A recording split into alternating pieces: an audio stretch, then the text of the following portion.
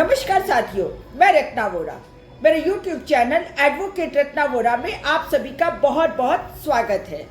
साथियों, हमारे देश के जुमलेबाज प्रधानमंत्री, फेंकू प्रधानमंत्री, झूठ बोलने वाले प्रधानमंत्री, नाटकबाज प्रधानमंत्री, मगरमच्छ के आंसू बहाने वाले प्रधानमंत्री माननीय श्री नरेंद्र भाई मोदी ने ऐसा मास्टर स्ट्रोक खेलने की कोशिश की कि उनका तो ये सोचना था कि जैसे वो कोई कमाल कर देने वाले हैं, और इसी कमाल करने के चक्कर में हमारे प्रधानमंत्री ने महिलाओं को बहुत बड़ा वाला जुमला पकड़ा दिया।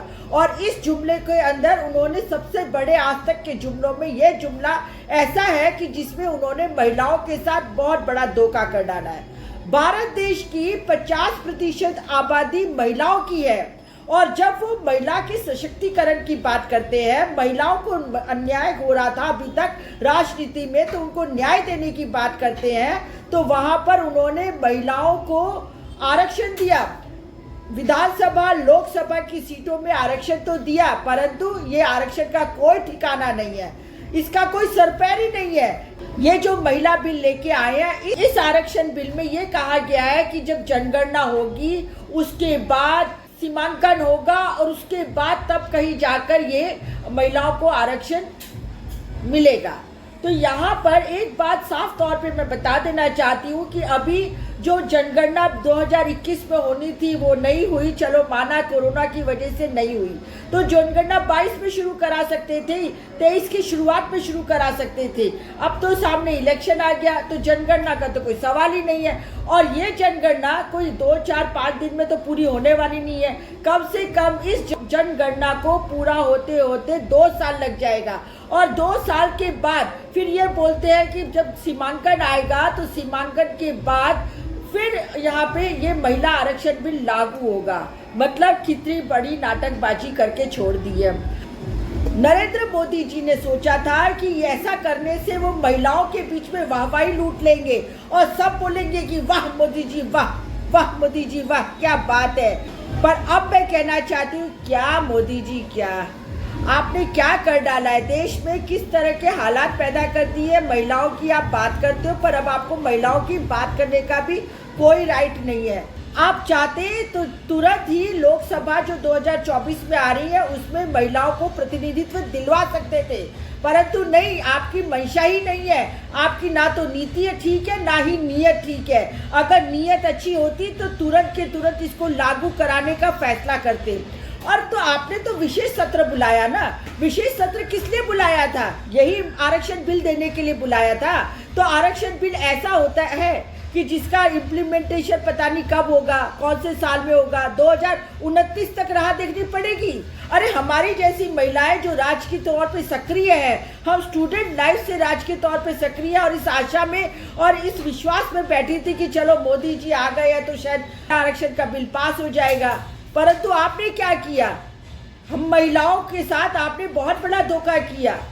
और तो और दूसरी बात, आप तो अपने आप को ओबीसी कहते हैं ना, हर कोई समाज अपने समाज के लिए लड़ता है, तो आप तो ओबीसी हैं, तो आपने ओबीसी के लिए आरक्षण क्यों नहीं रखा? ओबीसी की महिलाएं कहाँ जाएंगी?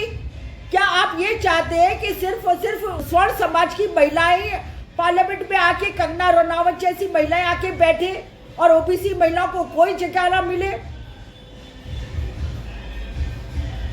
आप किस तरह के ओबीसी है?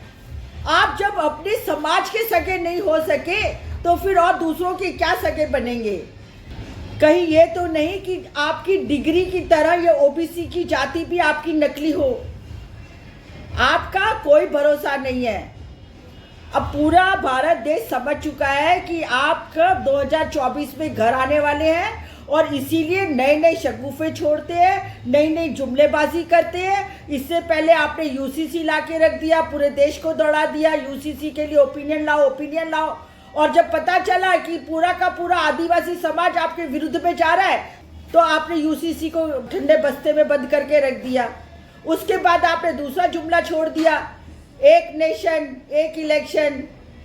वहां पे भी आपकी थू होने लगी, लोगों ने वहां पे भी आपको बिल्कुल ट्रोल कर डाला।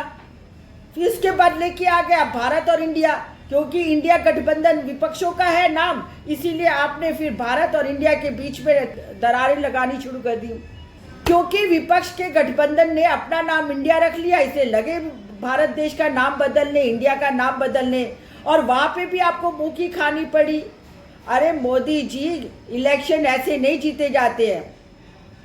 आप चाहते थे कुछ ना कुछ हिंदू मुस्लिम कर डाले, इसलिए यूसीसी ले आए, इंडिया भारत ले आए, सनातन ले आए, हर तरह के आपके जितने भी आपके फॉर्मूले हैं ना, एक के बाद एक फेल होते जा रहे हैं। कहते हैं ना कि जब गीदड़ की मौत आती है तो वो शहर की तरफ जाता है, इसी तरह जब सितारे गर्दिश में होते हैं तो सारे काम उल्टे हो जाते हैं। अभी आपके सारे पैतरेबाजी उल्टी चल रही है, ये तय है, लिख लीजिए। अभी से आपने महिलाओं के साथ जो इस तरह से धोखेबाजी की है, जो इनका मजाक उड़ाया ना, यही महिलाएं अब आपको 2024 में ठिकाने लगाएंगी। आप सिर्फ महिलाओं का नाम लेते हैं, परंतु महिलाओं के लिए ना तो आपको मान है, ना सम्मान है, और ना ही किसी तरह से आप महिलाओं को कुछ देना चाहते हैं। यदि आप सचमुच महिलाओं को देना चाहते हैं तो तुरंत इस आरक्षण बिल को तुरंत लागू करवाते, पर ऐसा नहीं है। एक तरफ कांग्रेस पार्टी ने तो इसको 9 मार्च 2010 में ही पास करा लिया था राज्यसभा में से, पर लोकसभा में पास नहीं हो पाया क्योंकि मेजॉरिटी नहीं थी। आपको तो 2014 से अब तक मेजॉरिटी थी ही ना।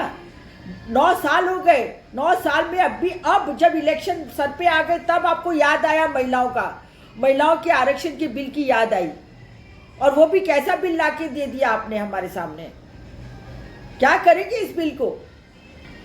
मैं तो इतना ही कहती हूँ कि लोगों की भावनाओं से खेलना बंद कीजिए, अपने ये सब नाटक वाटक बंद कीजिए। कुछ कर नहीं पाए, अब चुपचाप घर जाने की तैयारी कीजिए। नमस्कार, बस आज के वीडियो में इतना ही। जी साथियों, आपको यदि मेरा वीडियो पसंद आया हो तो सब्सक्राइब कीजिए, शेयर कीजिए और लाइक कीजिए।